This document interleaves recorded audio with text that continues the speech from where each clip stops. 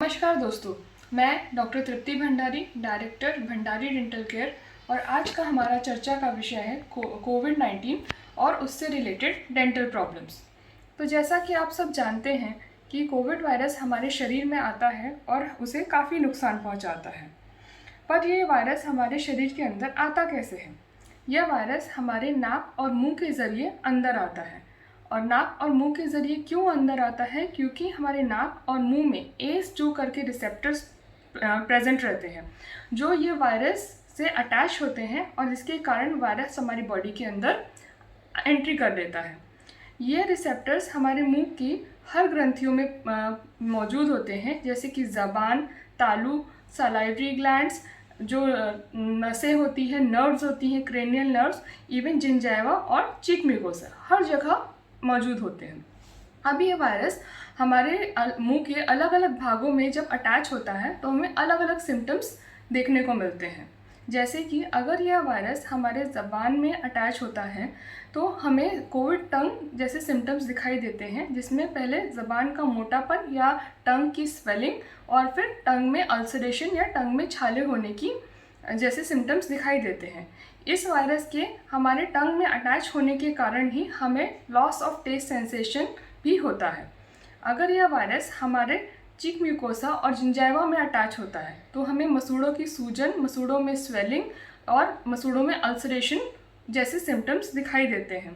और अगर ये वायरस हमारे सलाइवरी ग्लैंड्स में अटैच होता है तो हमें ज़ीरोस्टोमिया या मुंह का सूखापन जैसे सिम्टम्स नज़र आते हैं।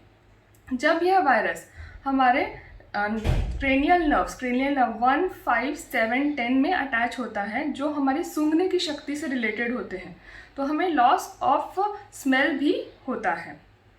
इस कोरोना वायरस के टाइम पे हम सब की लाइफस्टाइल काफ़ी चेंज हो चुकी है और हमें हमारी लाइफ में साइकोलॉजिकल स्ट्रेस काफ़ी ज़्यादा बढ़ गया है।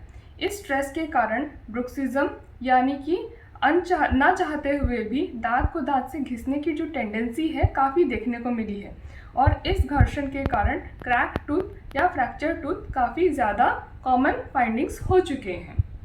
कोई पेशेंट कोविड-19 से सफ़र कर रहा है तो उसे कुछ चीज़ों का काफ़ी ज़्यादा ध्यान रखना चाहिए, जैसे कि अब हेल्दी फूड खाना चाहिए, मल्टीविटामिन्स यानी जैसे कि विटामिन B और C का सेवन ज़रूर से करना चाहिए, और साथ ही साथ मुंह में बीटाडिन गार्गल का उपयोग करना चाहिए।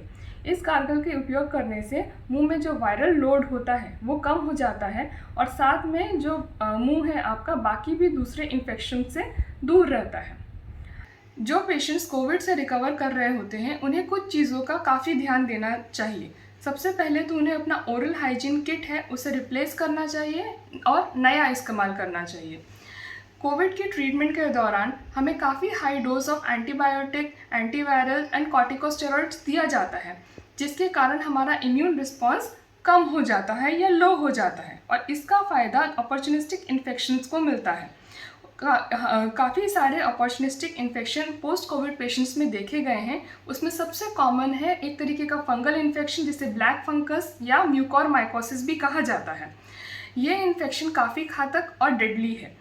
इस इन्फेक्शन के सबसे कॉमन साइंस एंड सिम्टम्स होते हैं दांतों में दर्द, दांतों से मवाद का निकालना या पस ड्रेनेज होना, दांतों और मसूड़ों में सूजन, नाक में से मवाद निकलना, मैक्सिलरी साइनस में हेवीनेस या स्टिफनेस का महसूस होना, आँखों के पास सूजन और आँखों का रिस्ट्रिक्टेड मूवमेंट।